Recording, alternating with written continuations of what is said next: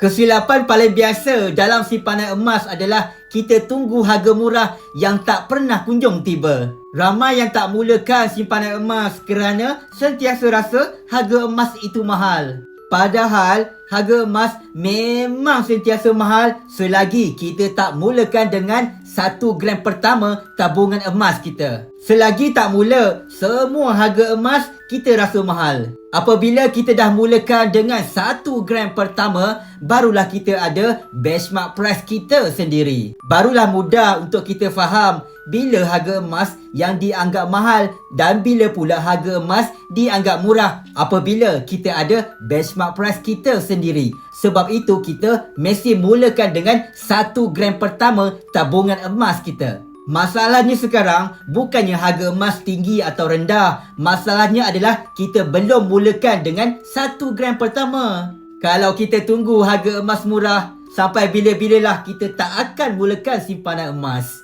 Bagaimana nak mulakan simpanan emas bersama Public Gold? Klik link di bio Hafizul untuk daftar percuma akaun simpanan emas fizikal Get Public Gold. Hafizul bantu sebaiknya.